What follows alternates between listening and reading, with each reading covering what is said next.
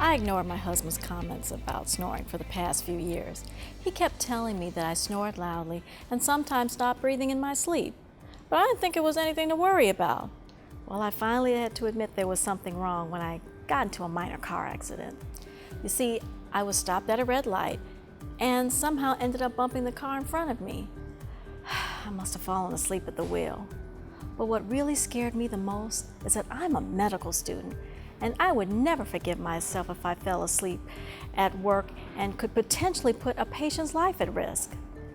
That's when I knew I had to find out what was wrong with my sleep. This patient has obstructive sleep apnea. This woman had a polysomnogram in a sleep laboratory.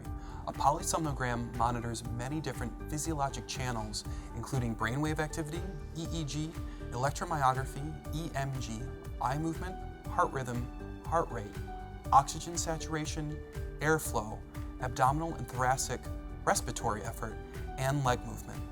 This study physiologically shows what happens to each person with obstructive sleep apnea. In the example, we can see that there is no flow in this pressure channel, but we can still see movement in the abdominal and thoracic channels. This shows that the patient is attempting to breathe but cannot overcome a blocked airway. This is an obstructive apnea.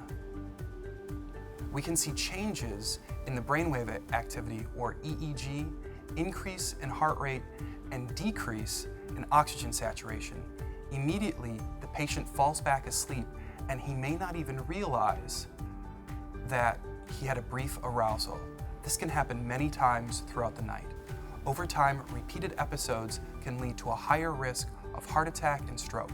Hypertension, diabetes, and other chronic conditions can worsen an untreated obstructive sleep apnea. As we saw in this patient, untreated obstructive sleep apnea can lead to a higher risk of a motor vehicle accident, because having numerous arousals through the night can leave a patient feeling unrefreshed and sleepy during the day. I started using a CPAP breathing machine when I sleep about 6 weeks ago. I had to go back to my sleep doctor a few times to make changes to the mask and pressure. But now I'm comfortable using CPAP. I actually feel good when I wake up in the morning now. While I'm driving, I'm so much more alert, and it's so much easier to do my job. I even feel like I have the energy to exercise again.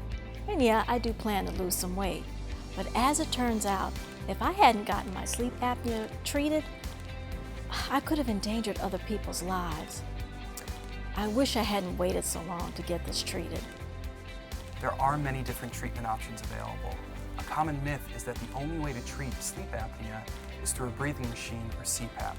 Another option would be an oral appliance, positional belts or pillows, or even surgeries can help improve sleep apnea or snoring.